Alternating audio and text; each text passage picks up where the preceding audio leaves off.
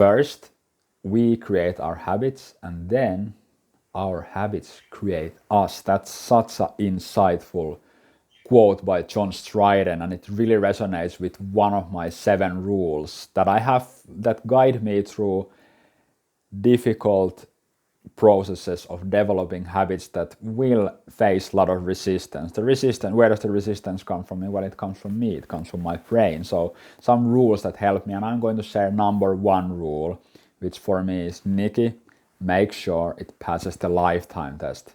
Meaning that, so if every day while I'm working, then I all of a sudden go to Facebook or I reach out to my phone, if I do that for 5 years or 10 years, then who am I becoming through it? And what does it mean, like when we say like, who am I becoming? So I really like the Latin word for identity. It means repeated being.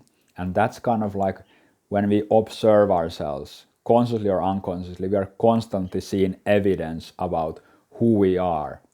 So I ask myself, if I want to be a person who can die in peace, if I want to be a person who can withstand tragedies and be there for my family and for other people, if I want to create successful business, what kind of person must I be? What does that kind of person do every day? What kind of habits? So that's one way I approach it, and I really feel that it's so important message that James Clear has in his amazing book Atomic Habits, because he emphasizes the need or necessity of identity-based habits rather than outcome-based, because our society, seems to me, is very goal-oriented, but goals, at least to me, should serve some higher purpose, whatever we have defined as a higher purpose. And we can look at top-performing athletes. What often happens is when they peak and they finish, the goal is done, and they start going down because it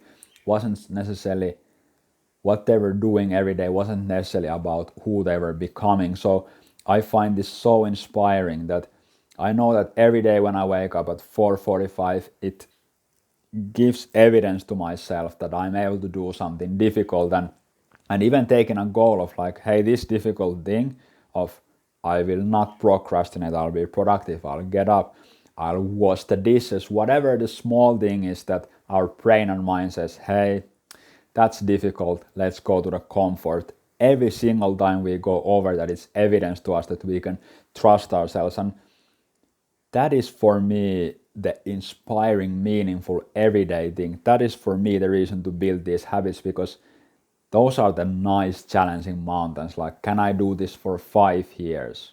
So every day, such a small thing looks like I didn't change much today, but throughout the years, it's a massive transformational change. And so that's my rule number 1. Does the new habit that I'm developing or changing pass the lifetime test? And that's what I wanted to share today. Feel free to reach out and ask more. Only thing I can say is it is life-changing to realize that every day we can do something small that changes who we are, and just it is priceless feeling in the body, I would say.